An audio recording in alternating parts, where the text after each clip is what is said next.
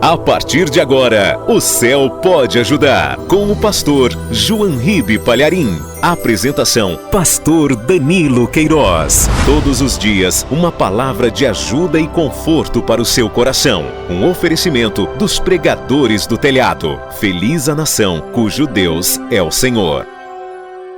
Olá, meu amigo, minha amiga que me ouve de perto e de longe, que me permite agora entrar na sua casa, que também nos dá essa carona. Deus abençoe você e está no ar o programa O Céu Pode Ajudar. Nós estamos aqui nos estúdios da Paz e Vida. Pastor José Wilson está aqui comigo. Pastor José, noite de sexta-feira. Nós esperamos que todas as pessoas que ouviram a palavra hoje, receberam a oração, estão limpas pela palavra que foi pregada, elas permaneçam assim. E amanhã também, né, pastor José, existe uma grande expectativa para o encontro de mulheres. Pastora Karen, sua esposa, estará junto conosco. Os homens estarão ali dando suporte, né, para as mulheres de Paz e Vida. E nós temos a certeza que as mulheres provarão de uma grande unção amanhã na sede estadual da Paz e Vida. Boa noite, pastor José. Seja muito bem-vindo ao programa O Céu Pode Ajudar. Boa noite, meu pastor Danilo Queiroz. Boa noite a você, ouvinte, amigo e amiga de perto e de longe. Estamos aqui mais uma vez para abençoar a sua vida. Tivemos uma sexta-feira de cura divina e libertação. A palavra que nós temos ao nosso Deus, ao nosso Senhor Jesus Cristo, é apenas gratidão. Pessoas libertas, pessoas curadas. E você que ouve, receba a visitação agora do Espírito Santo de Deus, que o Espírito Santo de Deus te cure, que o Espírito Santo de Deus te dê forças para que você venha alcançar a libertação. E neste sábado, os encontros de Paz e Vida não acabam. Neste sábado, com a nossa pastora Cristiane Queiroz, todas as mulheres de Paz e Vida estarão, e você também, mulher, é convidada pela nossa pastora. Vamos ter louvor, palavra, vamos ter oração, vamos ter dinâmica e vamos ter principalmente cura, milagres, sinais e maravilha. É importante que a igreja faça isso, pastor José, porque as mulheres no evangelho, elas têm um grande espaço, né? Algumas pessoas sem entendimento até chegam a dizer, a Bíblia é machista, né? A Bíblia dá preferência ao homem. Mas quem foi a primeira pessoa que soube sobre a ressurreição de Cristo? Foi uma mulher. E ela anunciou o maior evangelho, que é Cristo ressuscitado. Quem foi a pessoa que teve coragem de ficar ao pé da cruz, mesmo tendo risco? Foi uma mulher. Foi uma mulher. Maria esteve lá ao pé da cruz em todo instante. Pedro correu, Judas traiu, os outros discípulos estavam amedrontados e a Maria estava ali, firme, forte, mesmo vendo um sofrimento que ela já tinha a ciência, pois ela já tinha sido avisada por revelação que Jesus salvaria o mundo. Então, o que é que você, mulher, tem que entender? Se você até hoje não recebeu o seu valor por um homem, pelo trabalho, se você não foi reconhecida como mãe, mulher, esposa, não importa. Eu tenho certeza que o Espírito Santo vai valorizar você. Esteja conosco amanhã neste grande encontro de mulheres de Paz e Vida. Amanhã, às 6h, você é nossa convidada especial para um grande encontro com as mulheres de Paz e Vida. Será um momento único onde Deus vai falar diretamente ao seu coração. Não perca a ministração especial com a pastora Cristiane Queiroz. Uma oportunidade incrível de crescimento espiritual e comunhão. Compareça na sede estadual da Paz e Vida, Avenida Constantino Neri, 3400, no coração de Manaus. Traga uma amiga e junte-se a nós neste momento especial. Um oferecimento do Ministério Mulheres de Paz e Vida. Você está ouvindo o programa O Céu Pode Ajudar. Apresentação, pastor Danilo Queiroz. Você está ouvindo o programa O Céu Pode Ajudar. Saiba que para Deus, todas as pessoas também são comparadas como vasos. Existem vasos que honram, vasos que desonram, e existem os vasos que estão rachados. É esse o tema da nossa ilustração de agora, desta programação de Paz e Vida. Vamos ouvir. Simples, objetiva e eficaz. Pare tudo o que estiver fazendo agora e acompanhe mais uma ilustração do Reino de Deus, contada por João Ribe Palharim. Um oferecimento dos pregadores do telhado.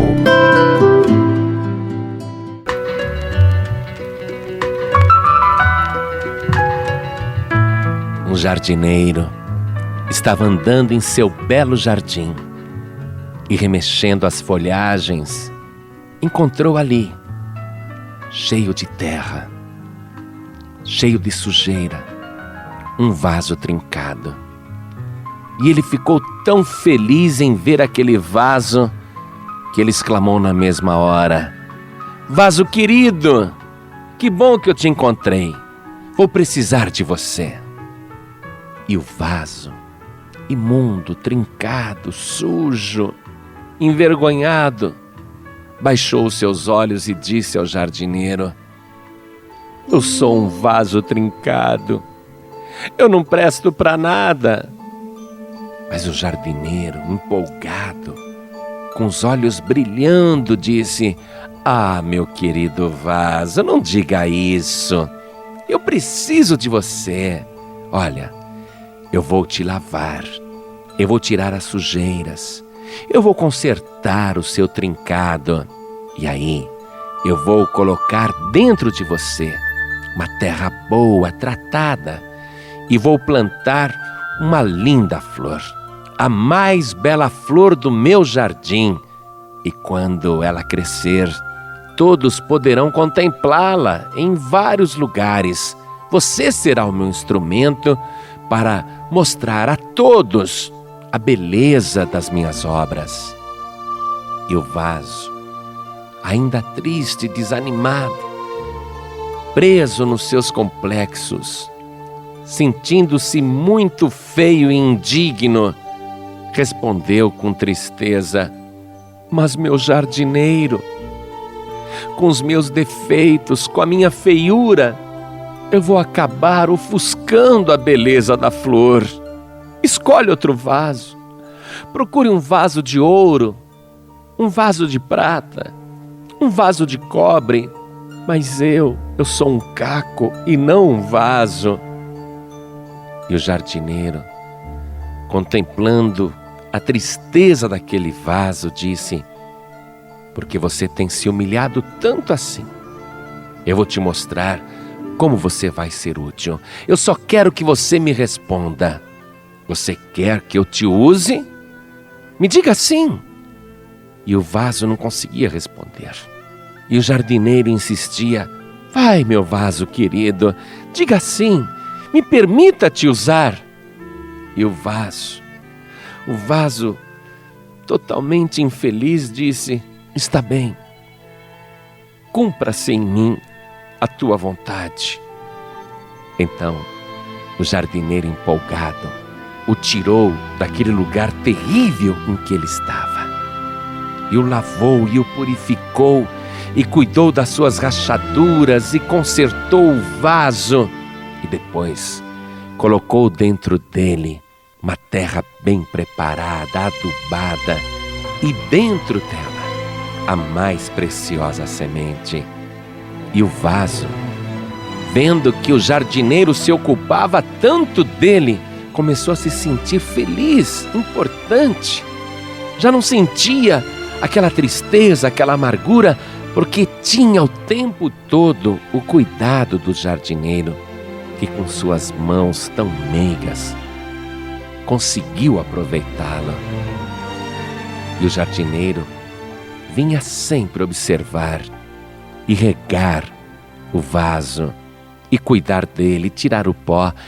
E aí a flor começou a brotar, e ela cresceu, e as suas folhas cobriram as rachaduras do vaso e enfeitaram a sua borda.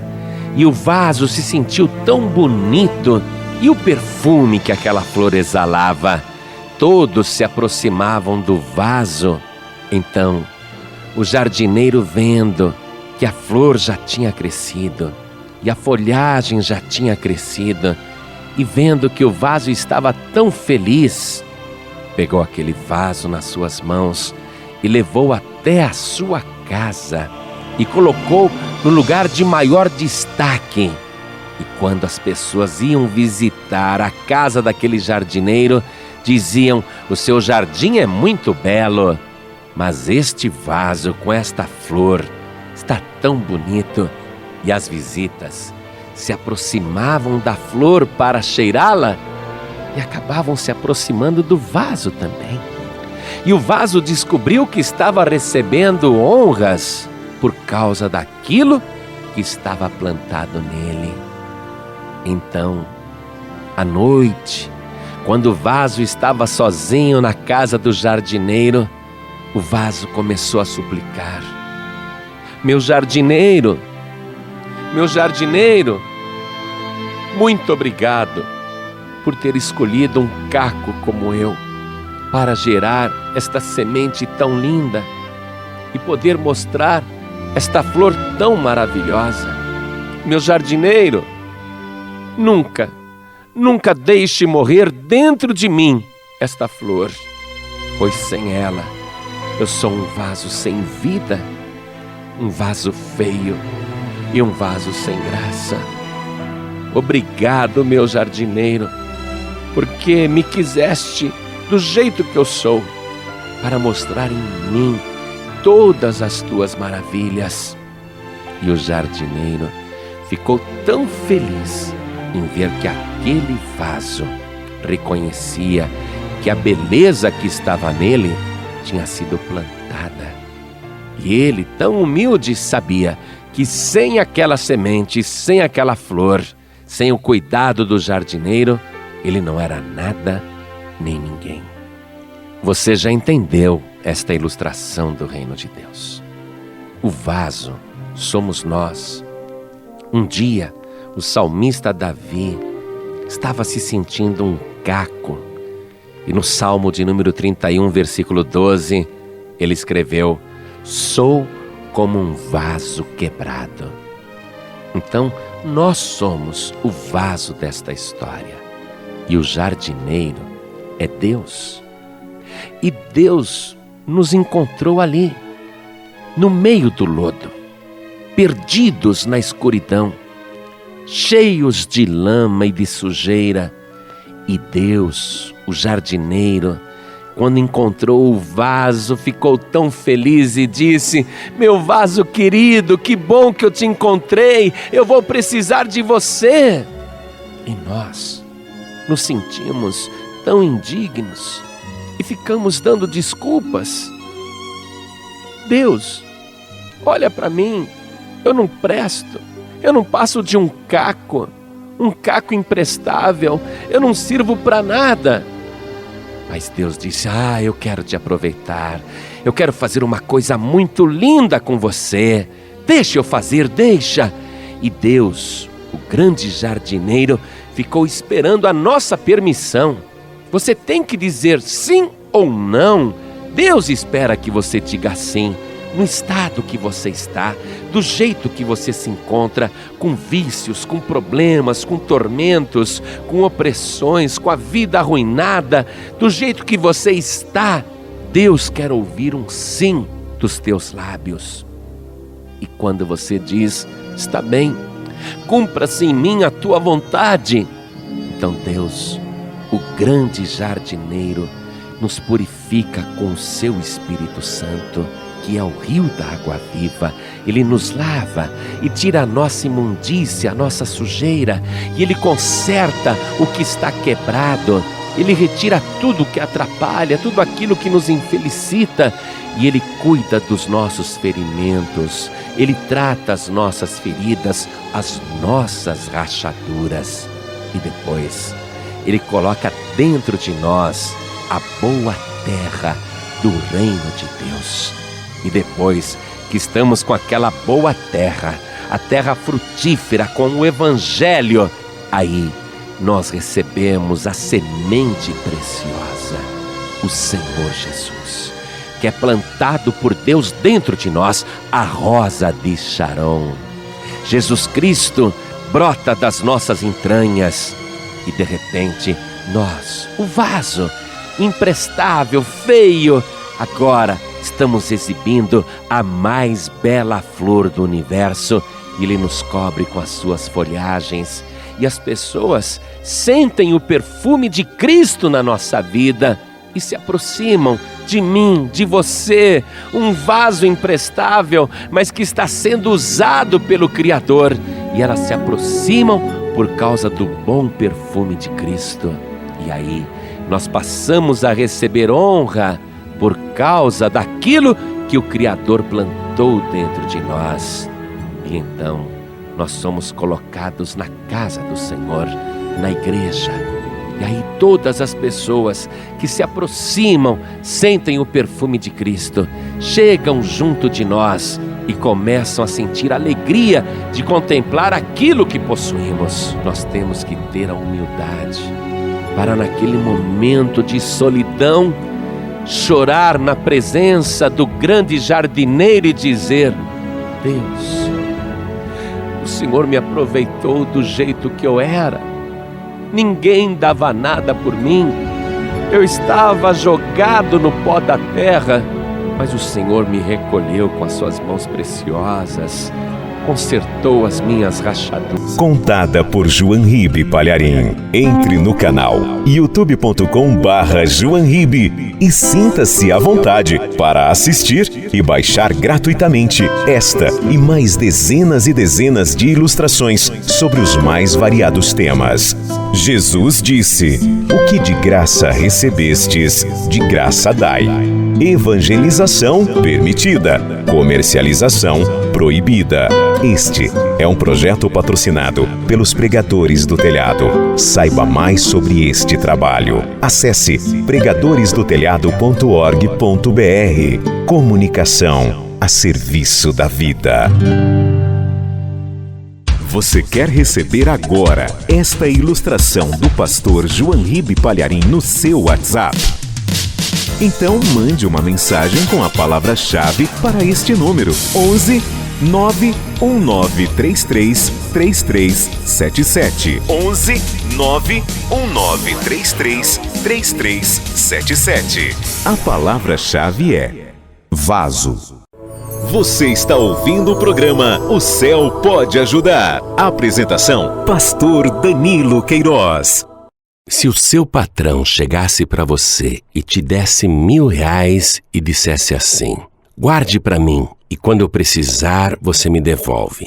Aí você pegava os R$1.000 e guardava. Se dias depois ele chegasse para você e dissesse: me dá aqueles R$1.000 que eu te dei. Se você entregasse, estaria dando alguma coisa para o patrão? Não, pastor João Ribe, estou apenas devolvendo. Pois bem, Deus é o nosso patrão. De tudo que Ele te dá, uma parte é dele, a 10ª parte. Quando você entrega o dízimo para Deus, nada deu, apenas devolveu. Dízimo não é oferta. A devolução do santo dízimo prova que você é honesto, que você é fiel a Deus. Assim como o teu patrão diria: esta pessoa é honesta, eu posso entregar as coisas na mão dela, que ela toma conta direitinho e devolve. Deus também diz exatamente a mesma coisa. Esta pessoa é fiel, eu posso entregar na mão dela, que ela me devolve fielmente. Se você ainda não devolveu o santo dízimo ao Senhor, vou te passar contas bancárias para que você faça isto numa delas. Anote, por favor. E depois fazei prova de mim, diz o Senhor dos Exércitos. Seja um pregador do telhado e faça parte desse trabalho abençoado que salva vidas. Anote a conta no Banco Bradesco. Agência 1074. Conta corrente 7733, dígito 0. Repetindo, agência 1074, conta corrente 7733, dígito 0. Se preferir, doe através da chave Pix celular 11 977 7737. Repetindo, 11 9 7737 7677. Seja fiel. O Senhor te abençoe e te guarde. O Senhor faça resplandecer o seu rosto sobre ti e tenha misericórdia de ti. O Senhor sobre ti levante o seu rosto e te dê a paz. Pregadores do Telhado. Comunicação a serviço da salvação. Deus abençoe e multiplique todos os nossos pregadores do telhado. Que o meu Deus, segundo a sua riqueza, retribua conforme a sua fidelidade 1000 vezes mais em sua vida. Não esqueça de sempre apresentar no altar da paz e vida, tá? Não se esqueça. Não esqueça que você tem que santificar a sua fidelidade no altar do Senhor. Se você quer fazer isso, está em Manaus, Avenida Constantino Neri 3400. Se é da Zona Leste, faça isso na Avenida Cosme Ferreira 816. Se você está em São José Operário, Avenida Cosme Ferreira 9333. Se você está na Zona Norte, Avenida Margarita, número 16. Pastor, estou no interior, mas eu sou pregador do telhado, devolvo meu dízimo, faço minha oferta. Então envie o seu comprovante para o número DDD 92 98143 1643. Se você não anotou, vai pegar uma caneta ou o próprio celular para anotar. Eu vou repetir mais 2 vezes, tá? DDD 92 98143 1643.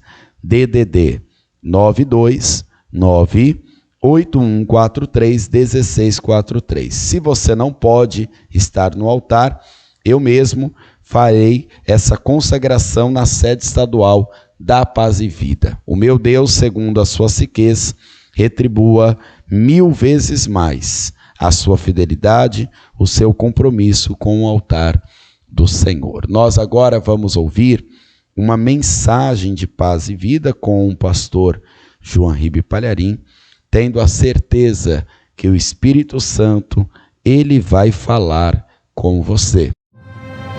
A palavra de Deus enviada com poder e autoridade produz o resultado para o qual foi mandada. Acompanhe agora uma mensagem dos encontros de paz e vida, ministrada pelo pastor João Ribe Palharim. Um oferecimento dos pregadores do telhado.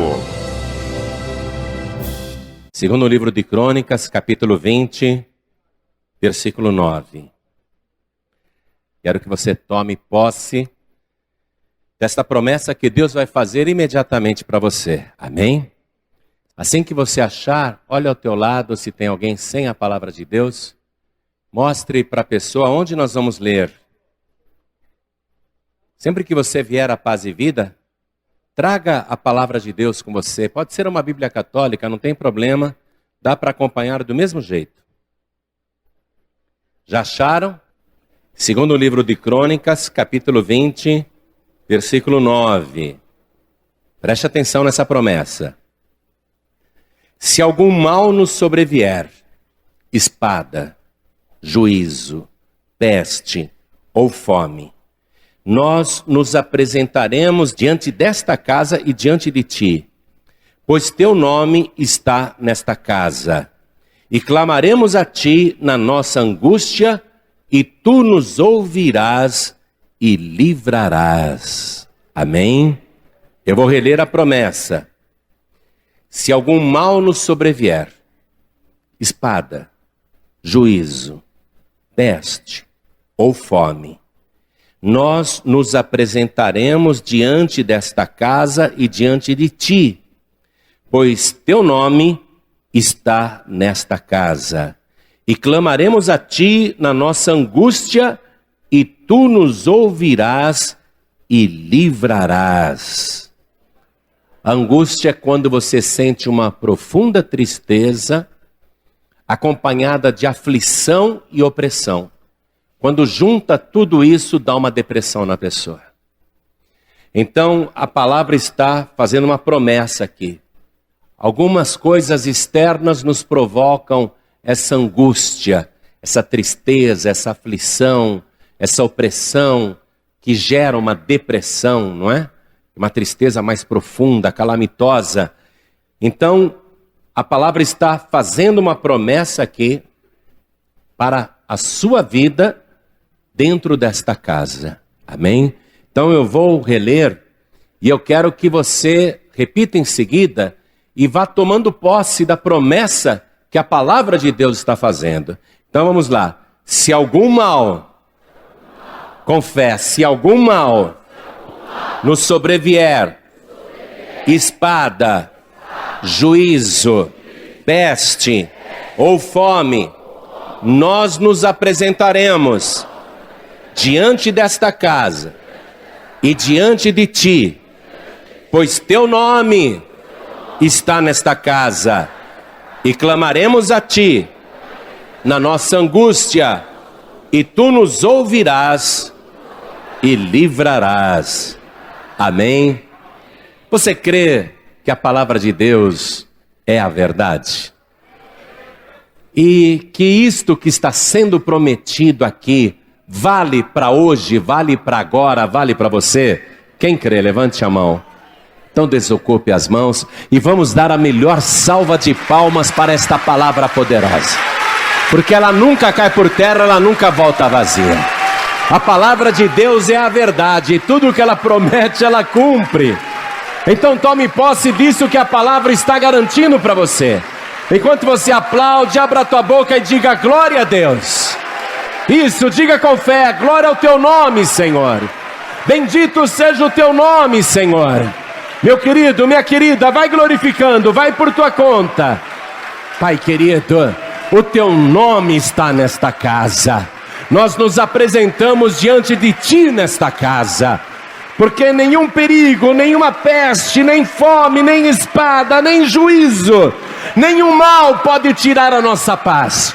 E se a angústia nos sobrevier, nós clamaremos a ti nesta casa e o Senhor nos ouvirá. Então, Pai querido, Deus amado, ouve agora o nosso clamor. Nós queremos ouvir a tua palavra. Nós queremos que o Senhor nos livre de todas as nossas angústias. Então vem com teu Espírito, fale conosco agora. Use a boca do pregador, use a boca do mensageiro. Envia a tua palavra com poder e autoridade, e que a tua palavra vá e produza o resultado para o qual está sendo mandada, em nome do Senhor Jesus. Diga amém, Jesus. Poder se assentar, por favor. Essa angústia, que não é aquela simples tristeza que às vezes alguém sente por um minutinho durante o dia, aquela tristeza intermitente, prolongada, que leva a pessoa a uma aflição por causa de situações externas que ela viveu, ou até de perigos que ela imagina que podem acontecer. Essa tristeza leva uma pessoa à depressão. Quando essa tristeza toma conta da pessoa, quando ela começa a observar perigos presentes, perigos do passado, lembranças antigas, essa angústia invade a pessoa de uma tal maneira e acaba viciando o cérebro. A pessoa fica o tempo todo com aquela depressão e ela se angustia. Ela sai de um pensamento ruim e vai para outro. Aí ela já pensa outra coisa ou lembra de outra coisa e a mente dela vai saltando por várias situações diferentes e retorna no mesmo ponto. A pessoa não consegue se libertar dessa angústia, essa aflição, essa tristeza profunda. E ela vê perigo em tudo, tanto nas coisas presentes, como nas coisas que ainda não aconteceram, e até nas coisas do passado que ainda permanecem vivas dentro dela. E esse tipo de sentimento afeta a pessoa em todo o seu ser, corpo, alma e espírito. O corpo começa a padecer, a mente, que é a personalidade da pessoa, o espírito da pessoa, também começa a ficar debilitado e a sua alma também fica doente. A palavra de Deus diz que realmente a angústia, esse tipo de angústia, afeta o ser humano que é trino, corpo, alma e espírito. Vamos até o Salmo de número 31, versículo 9. Vamos ver como é que é que a palavra de Deus trata destas coisas. Porque você concorda comigo que há 3.000 anos atrás, na época do rei Davi, por exemplo, não tinha psicólogo, nem psiquiatra, nem terapia. Como é que eles resolviam essa parada, essa depressão, essa angústia, essa tristeza? O camarada podia ser rei, mas nenhum ser humano está livre disso, não é? E olha só, olha o que diz aqui, eu mencionei o Salmo de número 31, versículo 9. Achou? Olha o que está escrito. Tem misericórdia de mim, ó Senhor, porque estou angustiado. Consumidos estão de tristeza os meus olhos, a minha alma e o meu corpo. Quer dizer, o que ela vê, os olhos estão afetados por essa angústia. O que ela vê traz angústia, não é? O coração, aquilo que a pessoa rememora, se lembra, as coisas que estão dentro dela, trazendo preocupação, inclusive para o corpo, reflexos no corpo. Nós tivemos, isso vai se falar durante muito tempo, e é um acontecimento que daqui 50 anos as pessoas estarão falando dele ainda, se é que Jesus não vai voltar até lá. Mas se Jesus não voltar até lá, as pessoas ainda estarão falando desta pessoa, Michael Jackson. Porque ele já está na mesma galeria de Elvis Presley, John Lennon, não é? É um mito. Marilyn Monroe é um cara que durante muito e muito tempo vai se falar dele. E a morte desse artista, muito querido no mundo todo, ocupou o noticiário e a gente acaba conhecendo alguns aspectos que antes estavam escondidos do grande público, mas que agora estão vindo à tona, não é? As pessoas estão falando e cada vez se sabe mais da vida do Michael Jackson desde a sua infância. Então, quando ele tinha 6 anos de idade, veja só, quando ele tinha 6 anos de idade, ele era um prodígio, cantava, dançava, era um garoto alegre. E ele tinha mais alguns irmãos, mais 4 irmãos. Então o pai, que queria realmente pôr os filhos para trabalhar, e precisava ganhar dinheiro e sustentar, porque a família era grande, o pai pensou, talvez aqui dê um grupo musical. Então começou a bater em portas até que conseguiu fazer testes e entabular a primeira gravação. A maneira como o pai do Michael Jackson agiu com ele, ali e com os irmãos, na verdade era o esforço de um pai para evitar que os filhos andassem com más companhias, ou que virassem uns drogados, não é? Ou que se tornassem marginais. Então o pai foi linha dura mesmo. E na visão dele, o que ele estava fazendo era correto.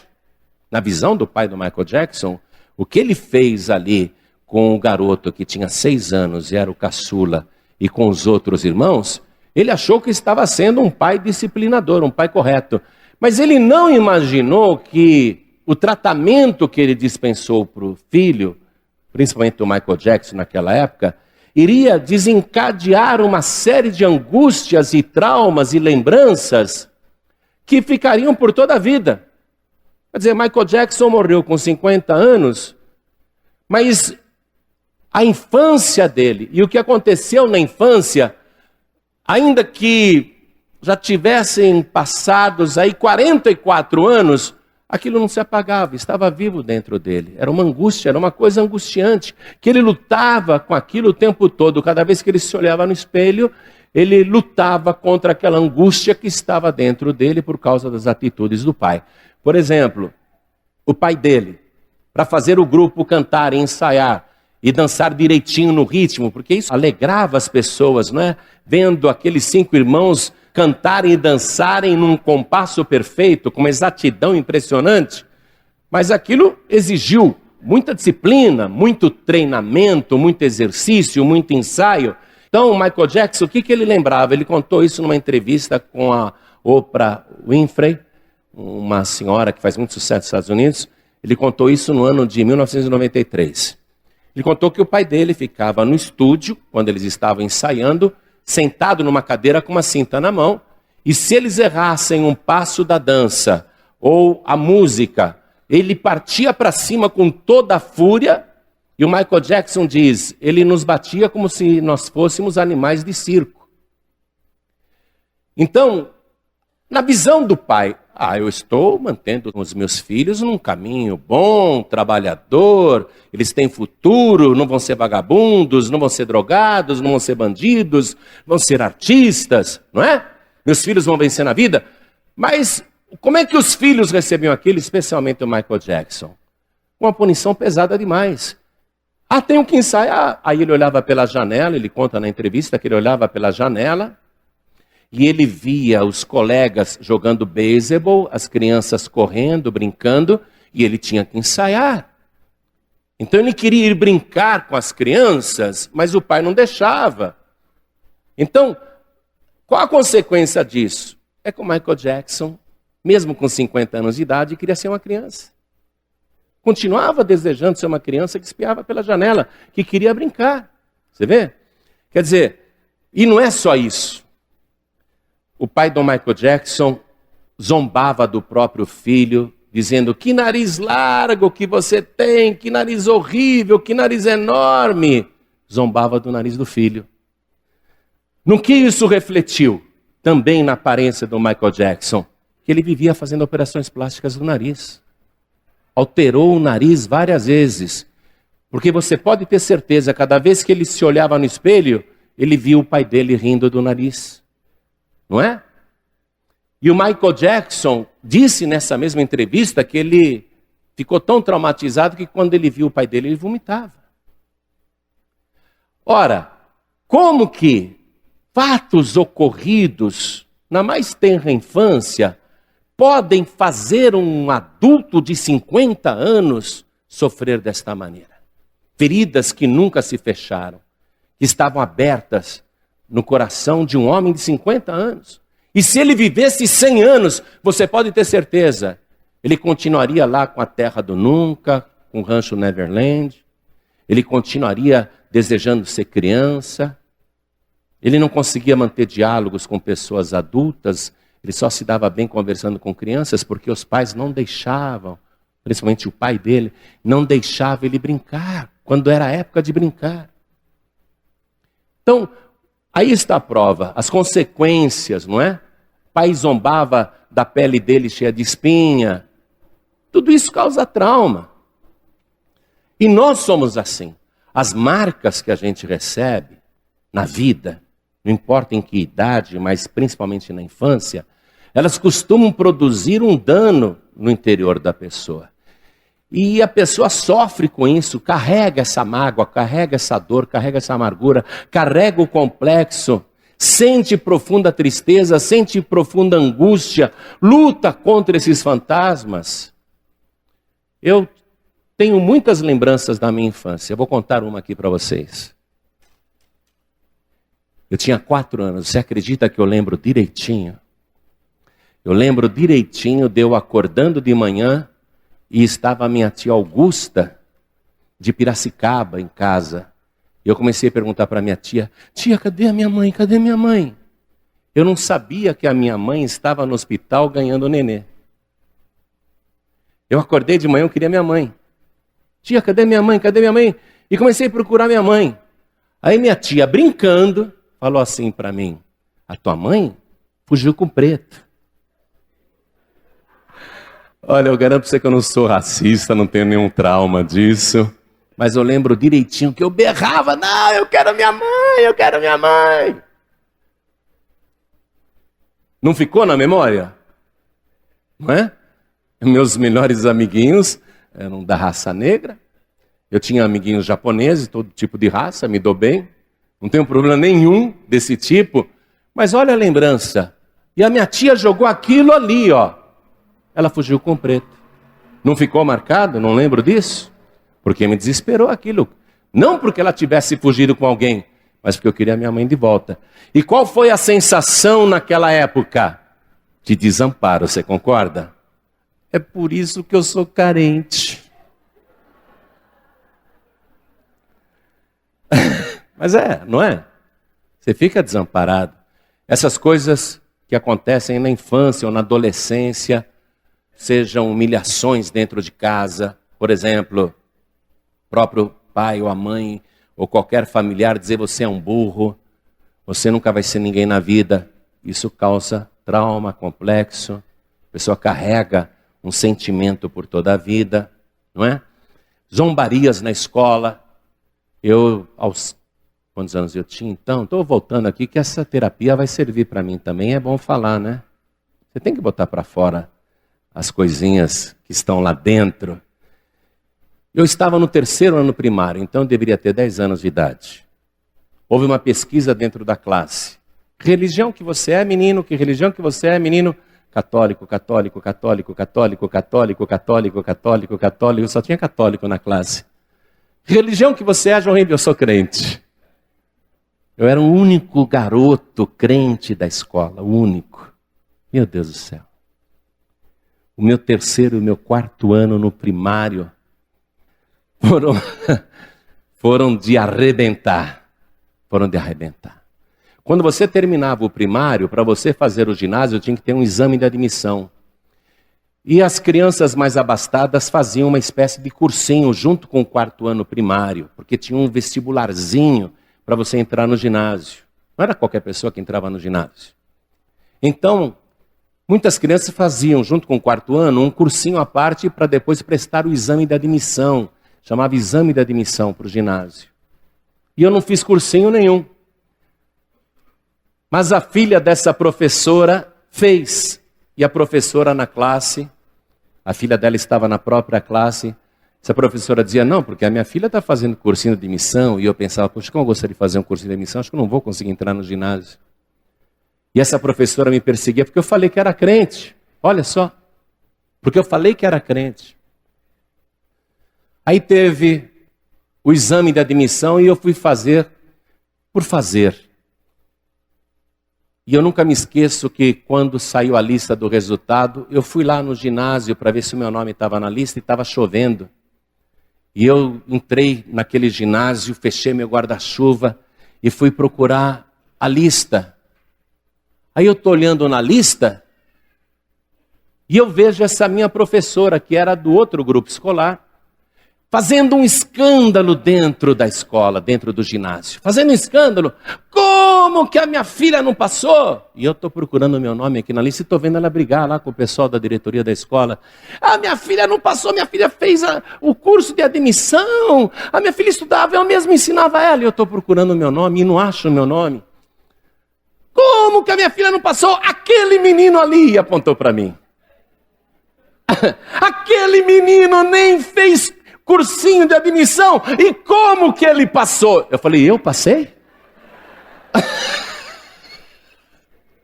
Aí Deus me curou essa ferida ali, né? Porque o único menino crente da escola passou no exame da admissão sem ter cursinho, né? Então, e me deu essa satisfação ali na hora, senão... E aí vai, amados. Você sabe, vou contar mais uma, posso? Falei do Michael Jackson, deixa eu falar de mim também. Eu era um menino bonitinho. Não, era sim. Eu era bonitinho, gente. Te mostro minhas fotografias. Mas quando eu era garoto, eu era gordo. E o meu apelido em Piracicaba era Gordo. A minha avó brincava comigo, porque eu fazia muita arte, ela falava assim, ô gordo marvado. Então eu cresci na minha cabeça até hoje, quando eu me imagino, eu me vejo gordo. Porque esse era o meu apelido em Piracicaba. Ah, o gordo tá aí, o gordo tá aí. Mas ninguém me chamava de gordo para me ofender, era o meu apelido. Para diminuir a barriga, eu dormia com um travesseiro assim, ó, de bruço. Para ficar menos gordo, porque eu achava que eu era gordo. Mas depois eu fiquei assim, esse rapaz elegante, bonito que você está vendo aqui. Né? Mas eu era tímido, porque eu achava que qualquer moço iria me achar gordo. Então, entrei no ginásio, como eu te falei, passei, né? No exame de admissão, entrei no ginásio. Falei, agora eu vou namorar. Agora estou no ginásio, vou namorar. Me apaixonei por uma menina na classe, logo no primeiro ano do ginásio. Falei pro meu irmão, mano, vai lá falar com ela. Fala que eu gosto dela, fala que eu quero namorar com ela. Vai lá você, João Ribe. Não, eu tenho vergonha, vai você. Fala que eu gosto dela, vai. Aí foi o meu irmão e o meu primo, e eu todo ansioso. Eles vão trazer até a menina aqui para me dar um beijo. Tô lá esperando. Aí volta o meu irmão e o meu primo. E aí? Ela aceitou? Não, João Ribe. Não. Como não? Como não? Aí eu fiquei tão envergonhado, acabou o intervalo, todo mundo entrou na classe. Aí eu fui o último a entrar. E fui direto na carteira, né, dessa menina. Ela chamava Dalva. Chamava não, deve chamar, deve estar viva até hoje, nunca mais vi. Aí cheguei na Dalva assim, todo posudo. Por que você não quis namorar comigo? Cheguei assim, e todo mundo olhou, né? Todo mundo. A aula não tinha começado ainda, mas quando eu perguntei isso bem de pé em frente à carteira dela, ela sentava na primeira fileira, inclusive, todo mundo ficou olhando. Ela falou, é porque de criança eu já estou cheia. Aí acabou comigo. Todo mundo deu risada. Por isso que eu era tímido. Sempre fui tímido. Podia ter namorado um monte de menina, né? Não namorei, gente. Tinha medo de levar fora. Você vê? Uma frase, uma palavra. É verdade ou não é? Eu estou falando aqui para te encorajar, porque você deve ter história pior do que a minha. Você está rindo de mim, mas um macaco ele senta em cima do rabo e fica rindo dos outros. Não é assim? Todo mundo tem, amados. Todo mundo tem. Olha só, eu estou abrindo o jogo com você. Então, o que nós sofremos na nossa infância, fora tudo isso que eu estou te falando aqui? Castigos injustos, não é? Críticas negativas, inclusive de professores, de outras crianças, violência na escola, zombaria porque a pessoa ou é gorda, ou é magra, ou é alta, ou é baixa, ou ela é da cor de pele diferente. A pessoa sofre esse tipo de preconceito, como a gente viu aí com Michael Jackson, na própria família.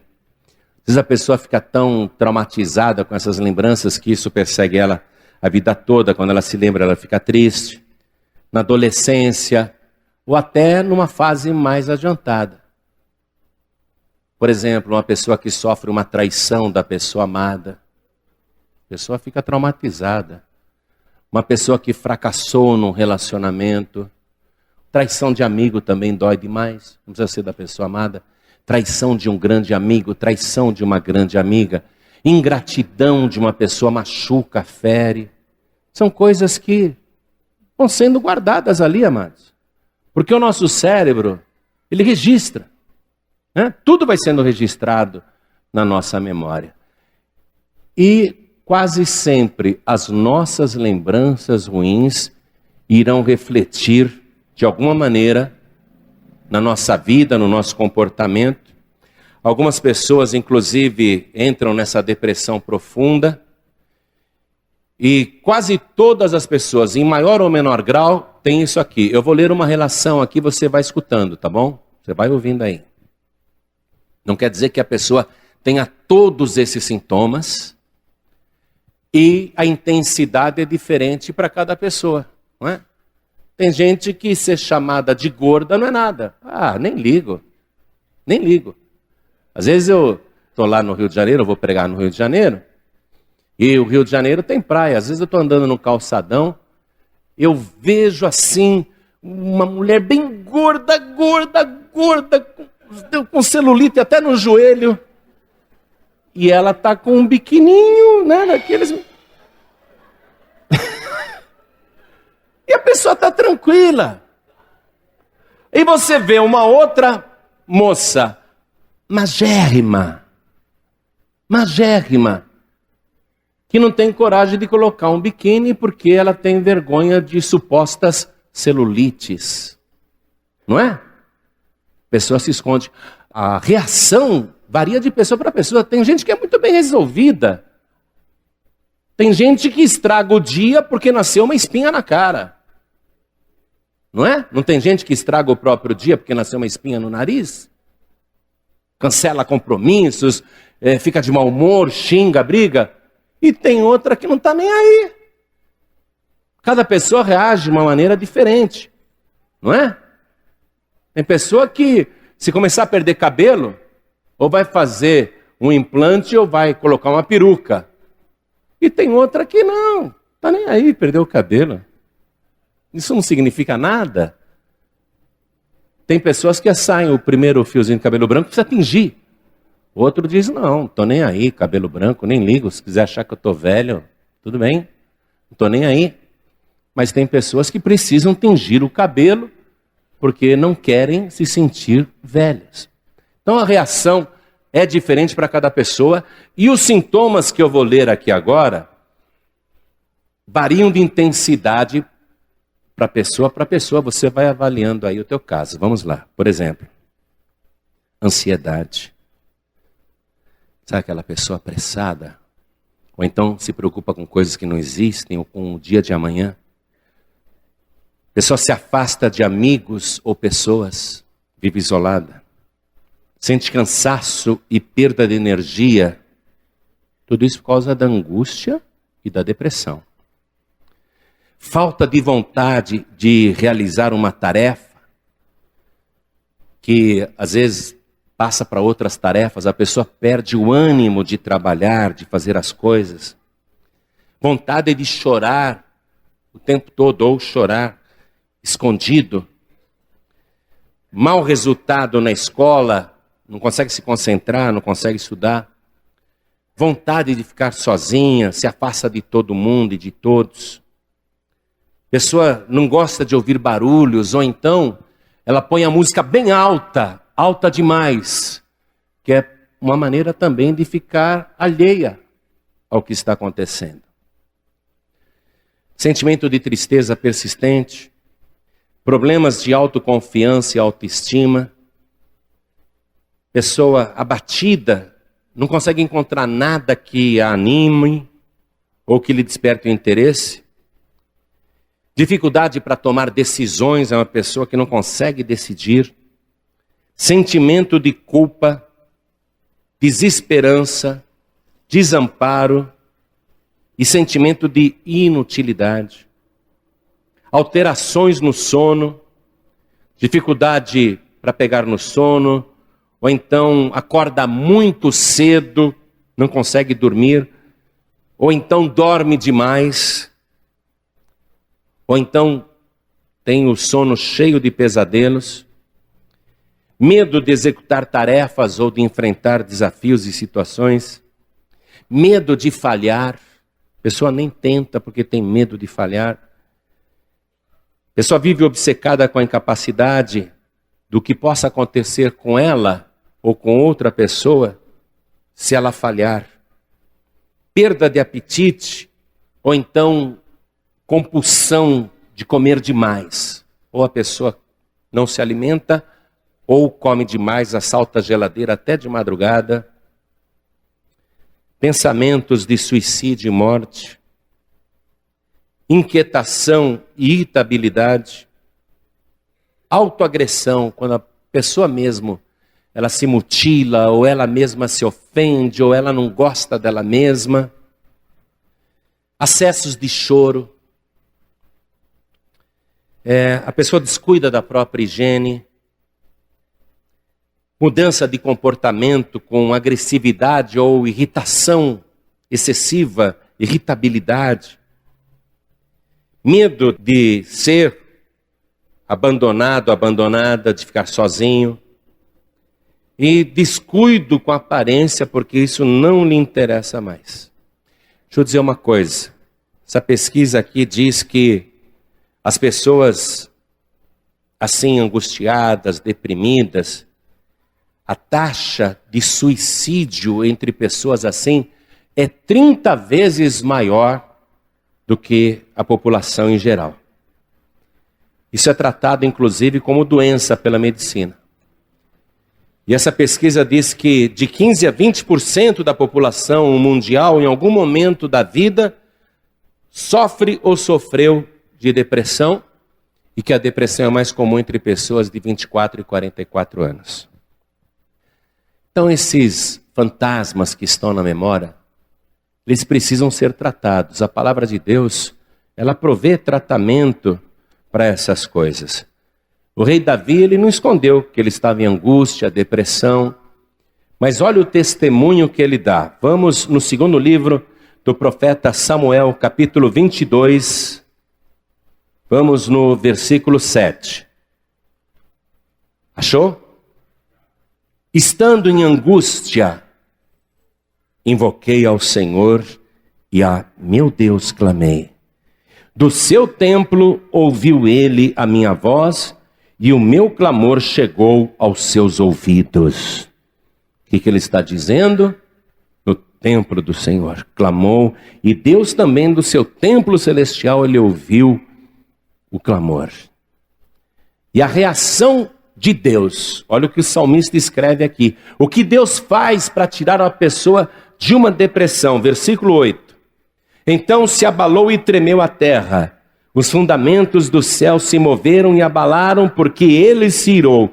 Subiu a fumaça de seus narizes e da sua boca um fogo devorador. Carvões se incenderam dele. É uma linguagem figurada, dizendo que Deus está reagindo para tirar a pessoa dessa angústia.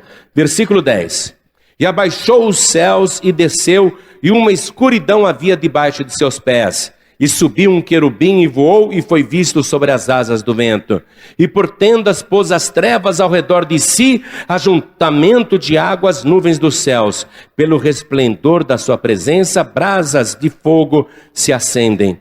Trovejou desde os céus o Senhor, e o Altíssimo fez soar a sua voz, e disparou flechas, e os dissipou, raios, e os perturbou. E apareceram as profundezas do mar, os fundamentos do mundo se descobriram pela repreensão do Senhor, pelo sopro do vento dos seus narizes. Desde o alto enviou e me tomou, tirou-me das muitas águas, livrou-me do meu possante inimigo e daqueles que me tinham ódio, porque eram mais fortes do que eu. Encontraram-me no dia da minha calamidade, porém o Senhor se fez o meu esteio, e tirou-me para o largo e arrebatou-me dali, porque tinha prazer em mim. Recompensou-me o Senhor conforme a minha justiça, conforme a pureza de minhas mãos me retribuiu, porque guardei os caminhos do Senhor e não me apartei impiamente do meu Deus. Qual é o segredo para sair da depressão? Não se apartar de Deus, não sair da presença do Senhor, clamar a Ele no seu templo.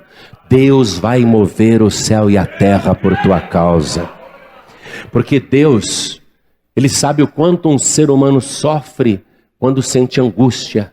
Está escrito que o Senhor Jesus, Ele como Deus aqui na terra, e Ele é o Deus encarnado, Ele sentiu angústia até a morte. Ele sabe o que é uma depressão. Ele sabe a que ponto uma pessoa fica quando está angustiada, quando está aflita, quando está oprimida, quando os acontecimentos externos, quando ele fica sabendo, por exemplo, que o melhor amigo o traiu e o vendeu por 30 moedas de prata, não é? Quando ele vê o cerco se fechando, as trevas se aproximando, a angústia até a morte. O próprio Deus sabe muito bem o que é isso. E Jesus notou uma vez, por algumas coisas que ele disse, os discípulos ficaram cheios de tristeza, cheios de angústia. Vamos comigo no Evangelho segundo João, capítulo 16, versículo 6. Vamos lá. João, capítulo 16, versículo 6. Estou no Novo Testamento agora. Olha o que Jesus fala para os discípulos, véspera da sua morte. Ele mesmo está cheio de angústia, ele mesmo está deprimido, ele mesmo está muito triste. Então Jesus viu que a tristeza que estava nele e as coisas que ele disse também encheram os discípulos de tristeza. Olha o que ele fala aqui, Jesus diz assim: antes, porque isso vos tenho dito, o vosso coração se encheu de tristeza. Porque eu disse isso. O vosso coração se encheu de tristeza. Depressão é isso, quando você transborda de tristeza. Corpo, alma e espírito. Aí Jesus, ele diz como isso se trata. Versículo 7. Todavia, digo-vos a verdade, que vos convém que eu vá, porque se eu não for, o Consolador não virá a vós, mas se eu for, enviar-vos-ei. Como é que se combate depressão e tristeza? Estando na casa do Senhor, não saindo da presença de Deus, e através do Espírito Santo do Senhor, o Espírito Consolador. Tem dois tipos de tristezas, igreja. A tristeza que o mundo nos causa e aquela tristeza que a gente sente por causa da nossa própria miséria. Vamos comigo na segunda carta aos Coríntios, capítulo 7, versículo 10. Segunda carta aos Coríntios, capítulo 7, versículo 10. Porque a tristeza, segundo Deus, opera arrependimento para a salvação, da qual ninguém se arrepende, mas a tristeza do mundo opera a morte. Então, a palavra está me dizendo que quando o mundo me causa tristeza, se eu continuar no mundo, isso vai operar a morte na minha vida. Por isso que a taxa de suicídio nesse grupo é 30 vezes maior do que no resto da população. Porque é uma tristeza segundo o mundo. A pessoa quer acabar com essa tristeza, ela quer dar um fim nela mesma. A pessoa pensa em suicídio, pensa em morte, gera morte. Mas aqui está falando também de morte eterna. Mas quando a gente pensa nas nossas próprias misérias, aquelas memórias de coisas que nós mesmos fizemos, e aquilo gera uma tristeza, mas a gente se arrepende daquilo, esse arrependimento não é para a morte, mas é para a vida. É o que a palavra está dizendo. E desse arrependimento que gera a vida, ninguém se arrepende. O arrependimento ali no mundo gera morte, mas quando você se arrepende das suas próprias misérias, dessa tristeza você não se arrepende, porque ela opera a vida. Para finalizar a mensagem, vamos na carta aos Hebreus, capítulo 12, versículo 11. Porque esse negócio de correção, arrependimento, parece um assunto chato, não é? Mas nós temos que passar por esse assunto, amados. Porque nós temos que tratar com as coisas que estão na nossa memória. Nós temos que enfrentar tudo isso. Então, vamos lá. Aos Hebreus capítulo 12, versículo 11. E na verdade, toda correção ao presente não parece ser de gozo, senão de tristeza, mas depois produz um fruto pacífico de justiça nos exercitados por ela. Quando a gente sente tristeza que gera arrependimento para a vida, naquele momento não parece uma coisa agradável, é isso que a palavra está dizendo. Mas depois, quando você exercita esse arrependimento, aí você descobre que é um fruto pacífico de justiça, que você vai ter paz contigo mesmo. Versículo 12. Portanto, diz a palavra, tornai a levantar as mãos cansadas e os joelhos desconjuntados, e fazei veredas direitas para os vossos pés, para que o que manqueja não se desvie inteiramente, antes seja sarado. Amém? Deus quer sarar você. E através do Espírito Santo. Isso passa pelo processo de arrependimento particular daquelas partes das nossas lembranças que nós somos responsáveis e que nos geram tristeza. Mas agora nós vamos gerar uma tristeza de arrependimento para a vida.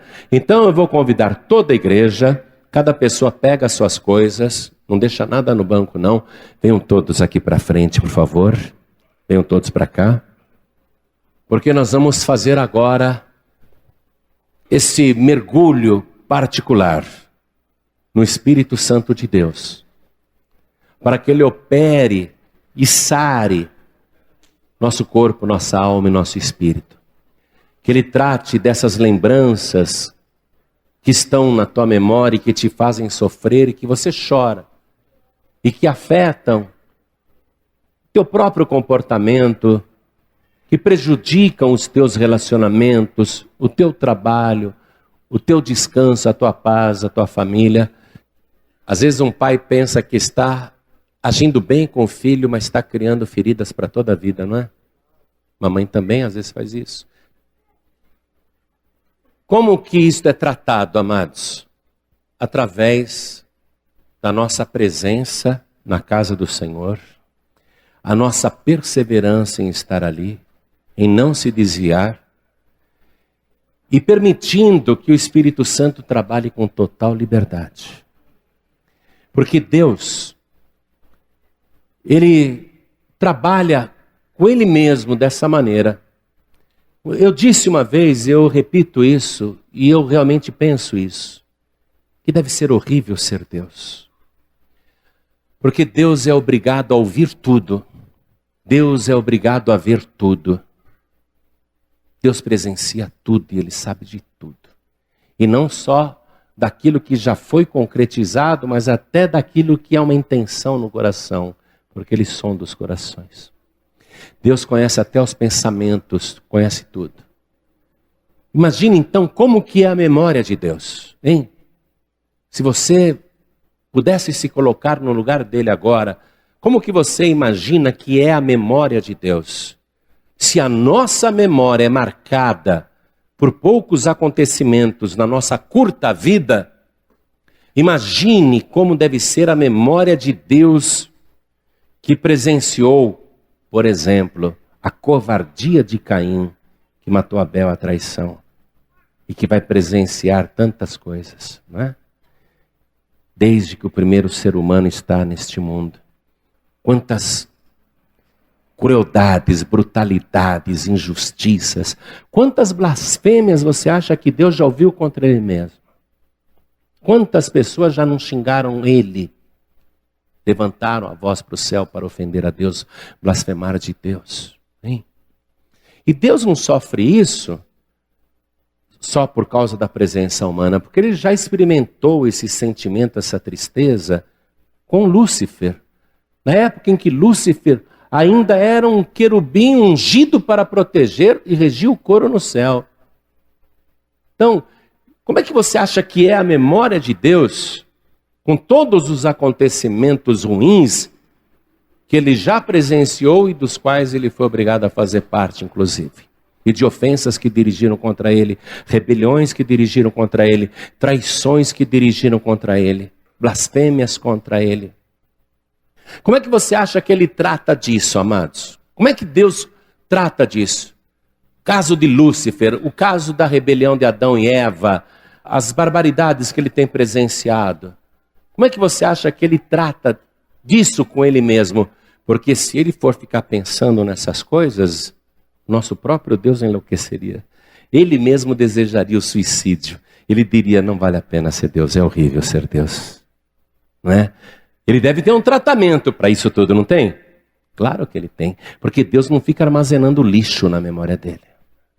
E a gente não pode armazenar lixo na nossa memória. Você tem que tirar esse lixo.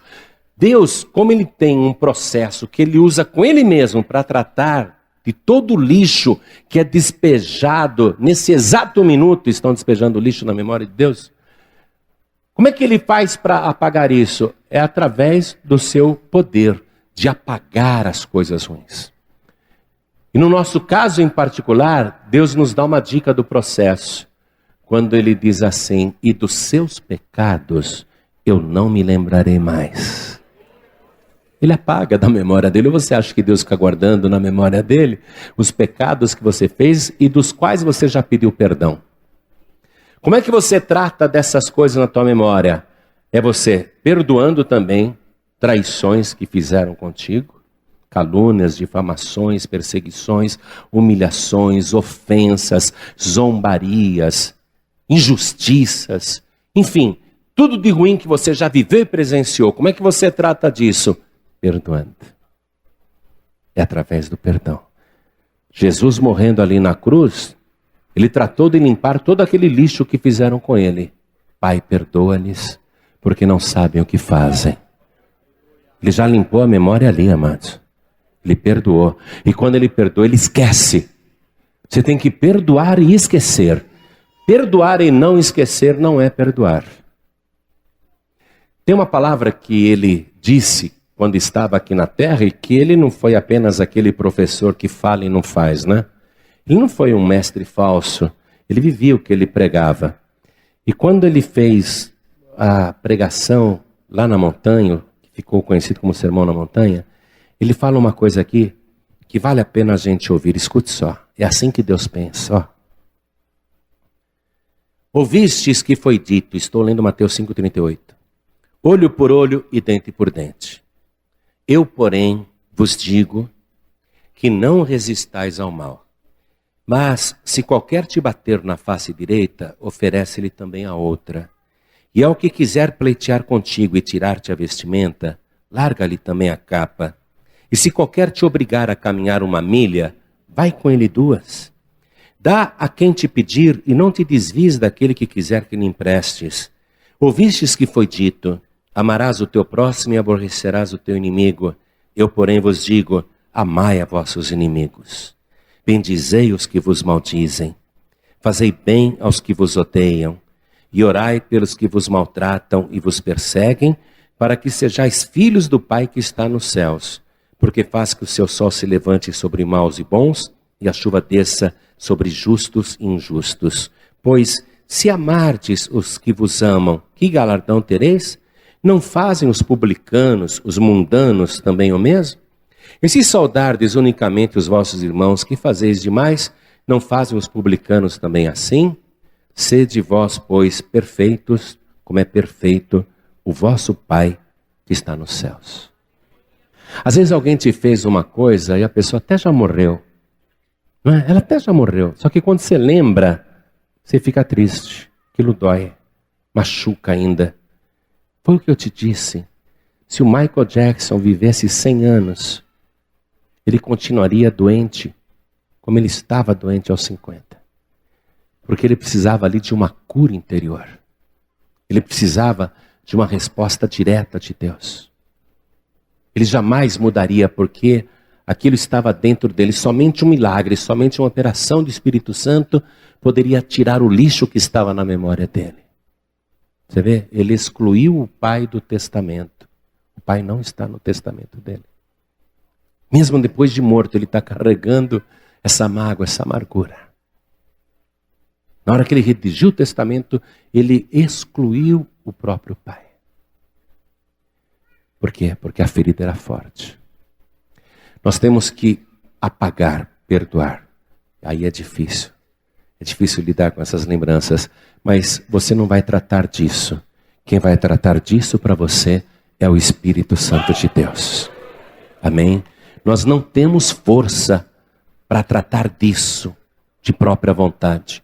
Isso tem que ser um tratamento do Espírito Santo na nossa vida. Você vai deixar o Espírito Santo tratar de você. Não adianta você falar, não, eu tenho boa cabeça, deixa que eu trato disso. Nenhum ser humano consegue se automedicar. Jesus até falou assim, certamente me direis este ditado, médico, cura-te a ti mesmo. Um médico não pode se autocurar, se autooperar. Quem vai fazer essa obra na tua vida é o Espírito Santo de Deus. Eu sei que você veio aqui porque quer ser tratado por Deus. Cada pessoa. Nós não queremos entrar nos detalhes e nem que você nos conte essas coisas que você viveu ou que sofreu e que estão te afligindo até hoje, causando essa aflição, causando essa tristeza. Não queremos que você nos conte. Queremos que você trate disso agora com o Espírito Santo de Deus, com Deus. Você precisa botar para fora um monte de coisa, sabe? Às vezes a gente tem que vencer os próprios bloqueios. A gente fez umas paredes aqui dentro da gente, aquilo está escondido, tem que arrebentar, deixar o Espírito Santo arrebentar essas muralhas, pôr tudo isso para fora, despejar, apagar esse lixo. O mesmo processo que Deus usa com ele para tirar da memória dele todo o lixo que ele presencia, vive ou sofre, esse mesmo processo ele vai usar com você agora. Amém? É o Espírito Santo de Deus que vai fazer isso. Quem é que criou o nosso cérebro? Deus. Então ele sabe como apagar esse lixo da tua memória. Ele sabe como dar para você o milagre de Manassés. Amém? Mas você vai deixar o Espírito Santo fazer a obra. Às vezes eu oro por uma pessoa, isso acontece também até em orações de libertação. Às vezes eu vejo uma pessoa cair quando eu oro por ela, eu deixo ela lá um pouco, porque eu sei que o Espírito Santo está tratando ali, está limpando, não é? Tem que deixar o Espírito Santo fazer a obra. Homem nenhum vai conseguir tirar traumas complexos, sentimento de rejeição, amarguras, sofrimentos, feridas que estão abertas aí. Nem você consegue fazer isso. Quem vai fazer isso é Deus. Você tem que deixar Deus trabalhar. Ele vai tirar tudo isso da tua vida. Mas você tem que estar aonde para que isso aconteça? Na casa de Deus. E quem é que faz a obra? É o Espírito Santo de Deus. Agora, Deus não quer tão somente que a gente esteja bem emocionalmente. Escute só. Estou super bem emocionalmente, estou de bem com a vida, estou de bem comigo mesmo, mas estou sendo despejado, meu nome está sujo, estou sendo protestado, estou falindo, estou quebrando, estou devendo para todo mundo, estão me xingando de caloteiro, de desonesto, de picareta. Dá para ser feliz assim? Você não pode viver o milagre pela metade. Porque Jesus veio e ele disse isso: eu vim para que todos tenham vida e a tenham com abundância. Uma vida abundante não é só emocionalmente ou espiritualmente, também é financeiramente, não é? Porque você tem que ser honrado. José foi honrado. Ele era um escravo no Egito. Dava para piorar a situação? Dá. Joga ele na prisão. Pô, quer dizer que além de escravo, ainda sou um presidiário. Piorou muito minha situação, não piorou? Piorou muito. Mas o que Deus fez? Deus o exaltou, não é? E ele se tornou vice-faraó do Egito. Deus o exaltou. E José deu o testemunho que ele recebeu a bênção completa. Quando ele se casou com a filha do sacerdote Dion, Faraó deu para ele a filha do sacerdote, casou bem, ele teve 2 filhos. Quando nasceu o primeiro, isso está escrito aqui no livro de Gênesis, capítulo 41, no versículo 50, está escrito assim: e nasceram a José 2 filhos, antes que viesse o ano da fome, que lhe deu a Zenate, filha de Potífera, sacerdote Dion. E chamou José o nome do primogênito, o nome do primeiro filho, Manassés, porque disse: Deus me fez esquecer de todo o meu trabalho e de toda a casa de meu pai. Olha o testemunho dele: Deus me fez esquecer. Quem é que faz a gente esquecer? Deus. Por isso que ele pôs o nome no filho de Manassés. Quem vai fazer você esquecer esse passado de sofrimento é Deus. Amém? Deus vai fazer você esquecer. E aí nasceu o segundo filho. Versículo 52 diz assim: e o nome do segundo chamou Efraim, porque disse: Deus me fez crescer na terra da minha aflição. Ou seja, ele cresceu, ele prosperou na terra do seu sofrimento. Num lugar onde ninguém prospera, porque não é possível um escravo hebreu virar vice-faraó de um país estrangeiro. Não é possível isso. Não é possível alguém prosperar dentro de uma cadeia. Isso não é possível. Mas aonde José estava, ele crescia. Entre todos os escravos na casa de Potifar, ele se tornou o principal. E o próprio dono da casa falou: você vai ser o mordomo principal aqui, você vai administrar minha casa e todos os escravos. Olha só, e ele mal sabia falar egípcio. Estava aprendendo a falar egípcio ainda. Você vê? Um hebreu. Não era mais fácil um escravo que dominasse o idioma crescer mais do que José? Como é que José se destacou entre todos os escravos na casa de Potifar? Porque Deus fez ele crescer. Deus fez ele crescer. Ele dá o testemunho: Deus me fez crescer na terra da minha aflição. E depois, joga ele na prisão. É um estuprador, é um malfeitor, é um cafajeste, é um desrespeitador, jogou ele na masmorra. É possível um presidiário prosperar entre tantos miseráveis ali? Pois acredito, ele virou vice-diretor daquele presídio. Amém? Ele era o homem de confiança do carcereiro. Ele começou a administrar o presídio. Entre todos os presidiários, ele se tornou chefe de todos os presidiários. Ele diz: Deus me fez crescer na terra da minha aflição. Ele não ficou blasfemando: estou nessa prisão há 3 anos. Não, Deus está comigo. Se você está na prisão, Deus está contigo. Amém? Onde você estiver, Deus está contigo. E Deus sempre te exalta. Aqueles que buscam a Deus, aqueles que são fiéis, sempre são honrados. Deus nunca decepciona. Você nunca vai se arrepender de buscar a Deus e de servir a Deus, de estar firme com o Senhor. Hoje Deus está começando um trabalho na tua vida e Ele quer te dar vida e vida de verdade.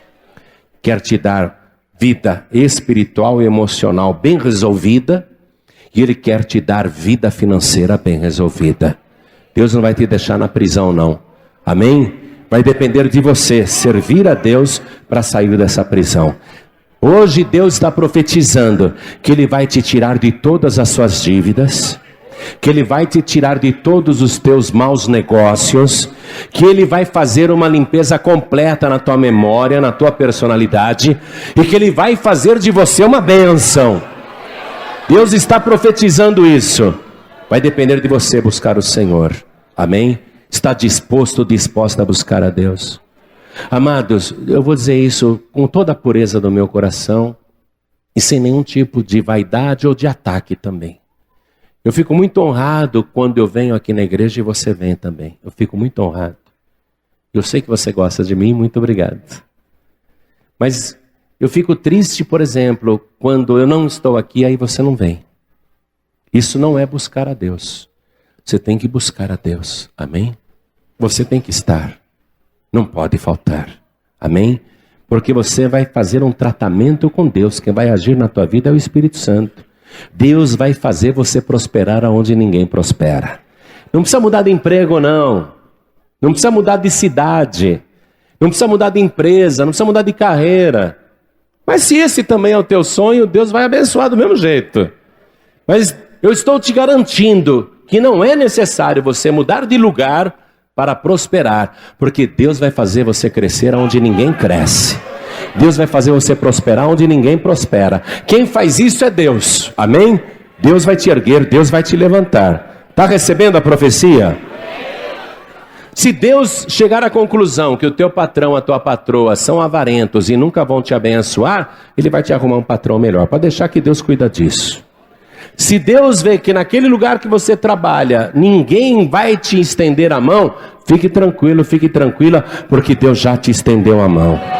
Amém? Deus já te estendeu a mão. Você não depende nem de homem, nem de patrão, nem de político, nem de cartucho. Você não depende de nada. Como José, você só depende de Deus. E Deus vai apagar da sua memória o seu passado de sofrimento. E Deus vai fazer você prosperar onde ninguém prospera. Amém? Eu não queria ser pastor, amados. Não queria, Deus sabe disso. Me preparei para tudo na vida. Sou publicitário, sou advogado. Mas não queria ser pastor, não. Eu fiquei 1 ano e meio, quase 2 anos escondido em Manaus, porque eu não queria mais pregar o evangelho. Quando Deus me apertou e me trouxe para o altar, eu combinei algumas coisas com Ele. Tá bom, meu Deus. Eu vou então. Mas vamos combinar o seguinte. Eu prometo para o povo e o Senhor cumpre. Aí Deus falou, negócio fechado. Amém?